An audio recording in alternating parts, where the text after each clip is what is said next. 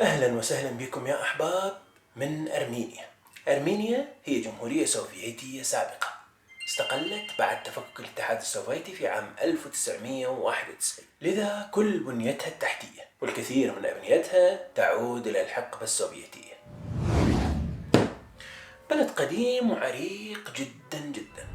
يقول الأرمن إن بلدهم هي أول بلد اعتنقت المسيحية بشكل رسمي في العالم. تحتوي هذه البلاد على كمية كبيرة جدا من الكنائس وكذلك الأديرة القديمة التي ليس لها مثيل ولا منافس في كل أنحاء العالم، وأغلب هذه الأديرة مخبأة في مناطق طبيعية جميلة جدا فوق الجبال وبين الوديان وعلى ضفاف البحيرات. أما العاصمة يريفان فتمتلئ بالساحات العامة الواسعة والتي تحتوي على أبنية ذات طرز معمارية جميلة وأعداد لا متناهية من النوافير. يقال إن عدد نوافير يريفان سيتفوق على عدد سكانها في يوم ما. يلا يا أحباب ننهي كلامنا وننزل إلى شوارع يريفان ونستكشفها بنفسنا. يلا.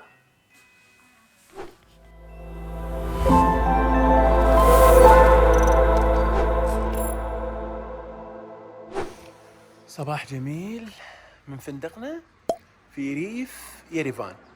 طبعا ما يبعد عن مركز المدينة إلا بضعة كيلومترات، لكن المكان منتهى الروعة. اللي تشوفونه ورانا هو جبل أرارات.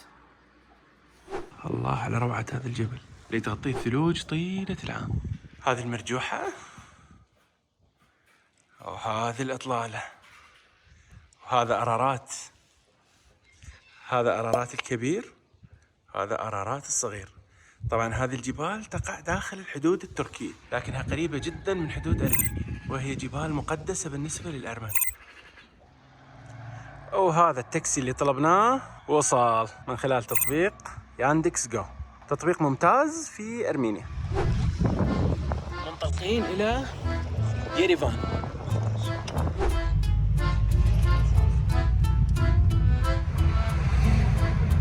هسه راح نركب المترو. مترو وسيلة مواصلات ممتازة لكنها ما مشهورة، لكنها ممتازة جدا توصلكم لكل أماكن يريفان. يلا يا أحباب خلينا نجرب المترو في يريفان.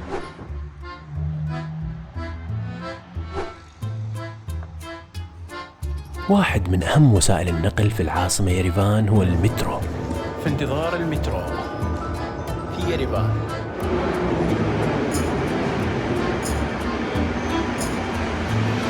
المترو اللي يعود إلى الحقبة السوفيتية. افتتح هذا المترو عام 1981 وكان ثامن مترو على مستوى مدن الاتحاد السوفيتي، وبطول 13 كيلومتر، وقطارات تتحرك كل 5 دقائق بدءا من الساعة 6:30 صباحا حتى الساعة 11 مساء، ويخدم حوالي 60,000 مسافر يوميا يتنقلون ما بين محطات 10 والتي تمتد من شمال يريفان إلى جنوبها. 7 من محطات هذا المترو تحت الأرض، وأغلبها تحمل ديكورات جميلة كما هو الحال في أغلب محطات المترو التي تعود إلى حقبة الاتحاد السوفيتي. طبعا لا يوجد كارت خاص بركوب المترو في يريفان، مجرد توكن بلون برتقالي تشتريها بسعر 100 درام أو حوالي 20 سنت، وتركب وسيلة المواصلات الأعرق. هذا هو التوكن اللي تحتاجونه حتى تركبون فيه المترو، ماكو كارت أو شيء من هذا القبيل. رحلة من شمال يريفان وأول محطة في المترو إلى آخر محطة في جنوبها لن تستغرق أكثر من ربع ساعة.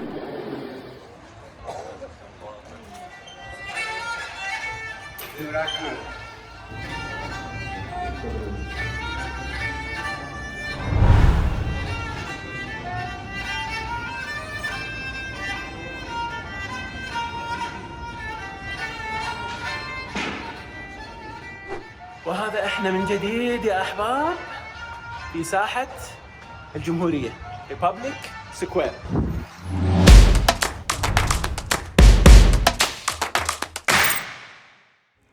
أهلا وسهلا بكم يا أحباب من يريفان، وبالتحديد من ساحة الجمهورية ريبابليك سكوير.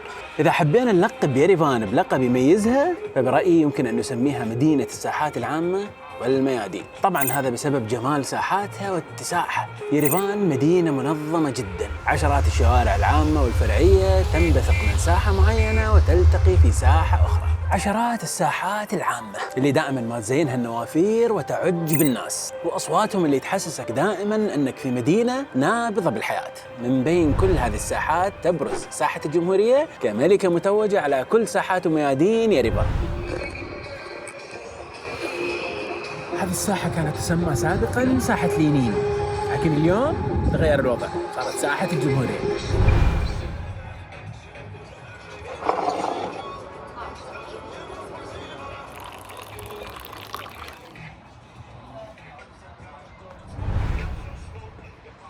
ساحة الجمهورية هي الميدان الرئيس للعاصمة يريفان، إذا جولتكم في هذه المدينة لن تكتمل إلا بالمرور بها. المرور بها والتحديق في جمال مبانيها. النافورة التفاعلية في ساحة الجمهورية راح تبذل كل جهودها حتى تدخل البهجة والسرور على قلوبها. إذا ما تمكنت من هذا في ساعات النهار، فبالتأكيد ساعات الليل راح تكون كفيلة بذلك.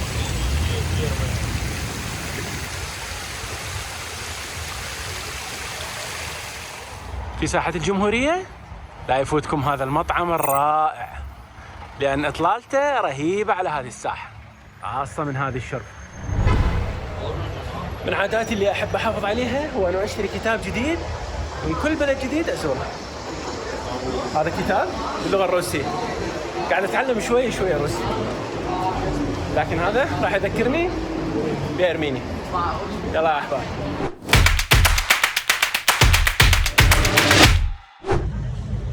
شارع أبوفيان اللي راح يقودنا إلى ساحة أخرى جميلة جدا من ساحات يريفان، ساحة الحرية، فريدم سكوير. يلا يا أحباب. التجول في هذا الشارع لا يمل أبدا. شارع أبوفيان يعج بالناس الحركة. هذا السجاد الأرميني الشهير. هذا اللي ورانا مسرح موسكو، تماثيله البشعة، قصدي تماثيله الإبداعية البشعة، قصدي إبداعية وبس. يلا يا أحباب.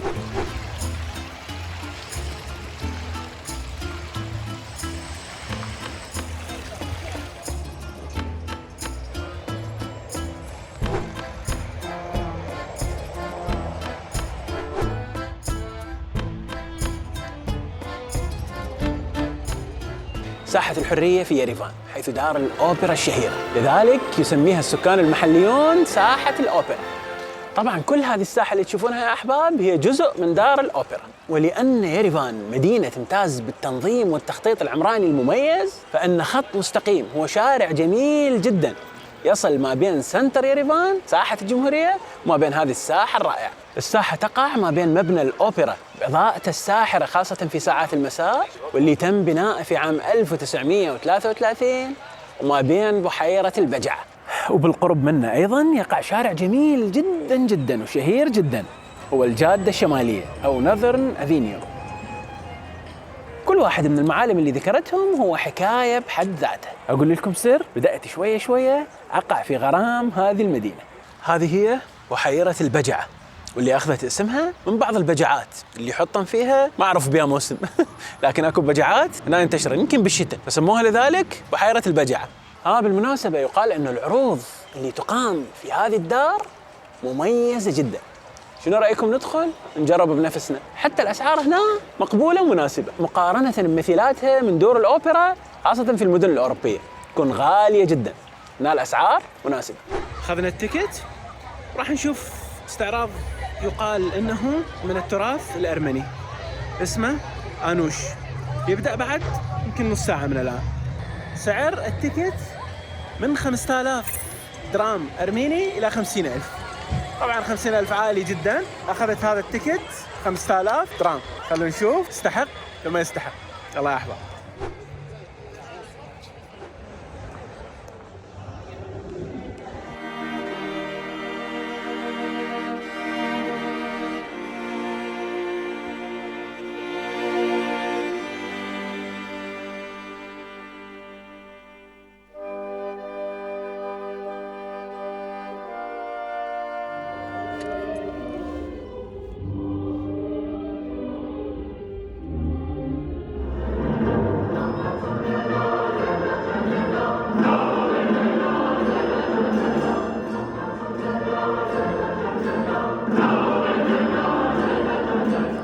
هذا هو مبنى الأوبرا الجميل في الليل.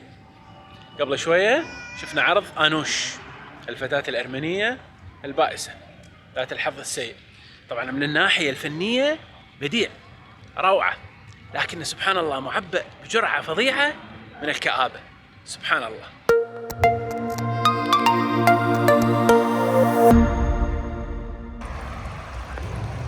هذه النافورة للشرب يا أحباب.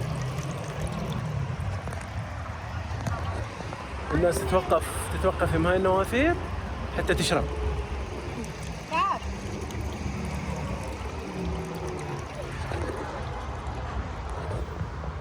لذلك يسمونها مدينة النوافير. بصراحة مياه عذبة.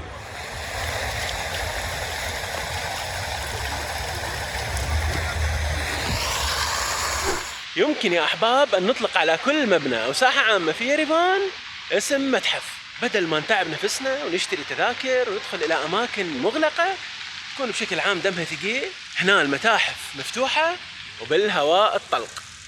هذا يا أحباب واحد من الأماكن اللي ينطبق عليها كلامنا تماما، مدرج كاسكيد، أكبر متحف مفتوح في أرمينيا وفي غرب آسيا. شوفوا جمال هذا المكان وأناقته، خلونا نشوفه أيضا من خلال الدرون.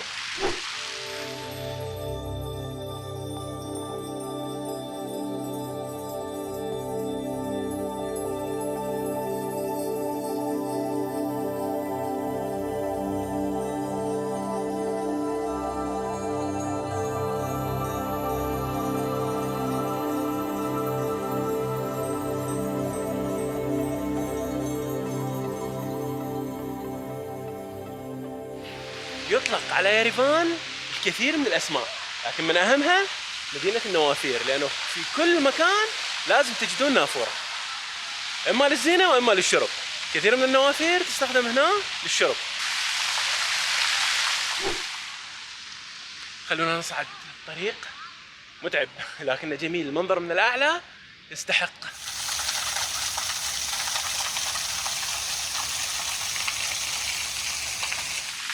صراحة ما بينا حل نصعدها مشي، راح أعتقد أكو هنا أسانسير أو درج كهربائي. خلونا نصعد منه.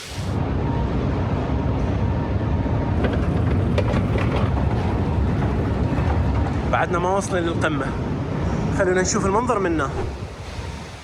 الله على جمال المنظر من هنا، وبعد ورانا صعود يا أبو صعود. أخيرا وبعد مجهود ما نقدر نقول عليه كبير، لأن صعدنا بالدرج الكهربائي وصلنا إلى قمة مدرج كاسكيد. طبعا باقي القمة شوية، بس هذه الصعود إلها عن طريق الدرج. يلا ما يخالف نصعد، بس المنظر رهيب بصراحة.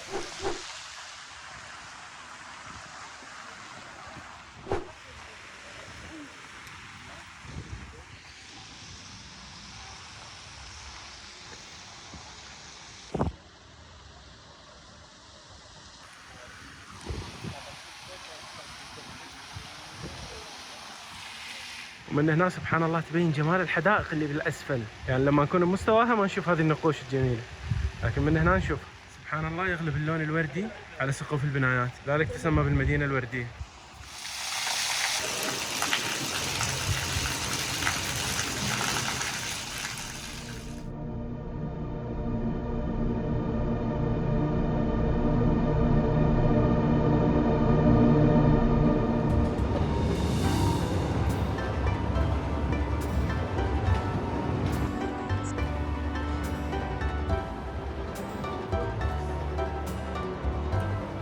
طبعا في كل باب من هذه الابواب متحف، هذا متحف غريغور كانجيان.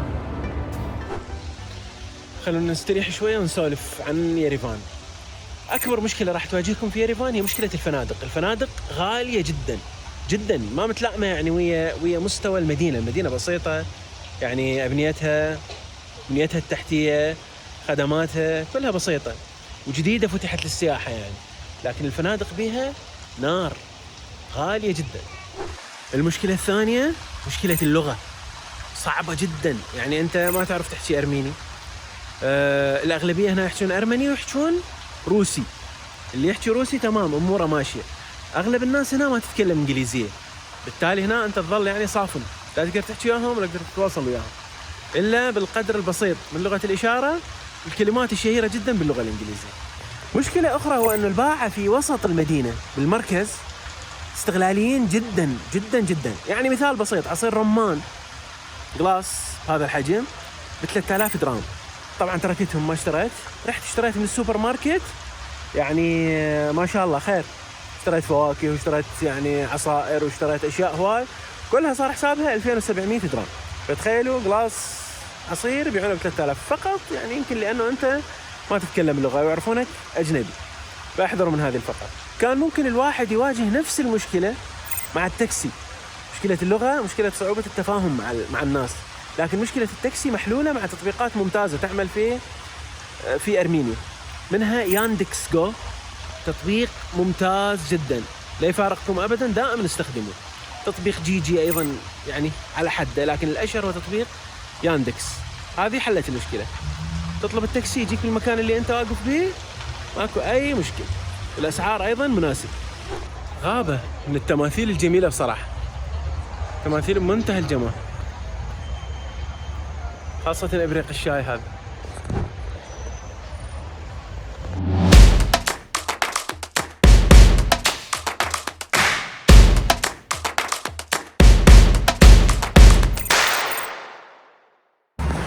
ويستمر التسكع في شوارع يريفان.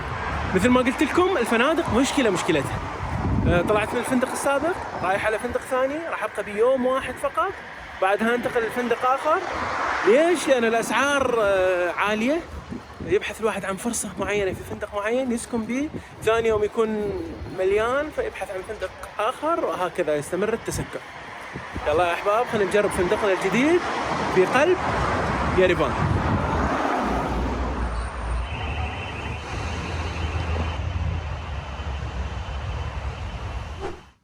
وهذا مثل ما تشوفون يا احباب فندقنا الجديد، جميل لكنه في وسط الشارع، يعني هاي مثلها كلها كافيهات، يعني افتح الشباك القى نفسي بوسط الكافيه. طبعا هو مو بس هذا، لا اكبر من هذا، شوفوا هذا جزء، هذا الجزء الثاني، لكن شوفوا الكافيه من الشباك، هذا الشباك الاول، هذا الشباك الثاني. اغلب الفنادق اسعارها غاليه جدا، يبقى بعدين فرص يعني تلقى فندق سعره زين لكن بيوم واحد. حجز الان سويت هذه الطريقه، القى فندق زين سعره زين لكن بيوم واحد، مثلا احجز بهذا الفندق، ثاني يوم احجز فندق ثاني ايضا جيد، فرصه ليوم واحد، وبعدها احول على فندق اخر، وهكذا. لازم تسوون هذه الطريقه، والا راح يعني تنغبنون جدا باسعار الفنادق. يعني المدينه بصراحه يعني ما تستحق انه اصرف $150 مثلا باليوم على الفندق، صعبه جدا صعبه. لكن مثل هذا الفندق اللي احنا بيه سعره بحدود $40 بالليله، ممكن، مكانه ممتاز في وسط المدينه، ذلك راح يجنبكم يعني المواصلات وتكاليفها والنقل والتعب والدوخه، كل هذه الدوخه. مكان صراحه جميل.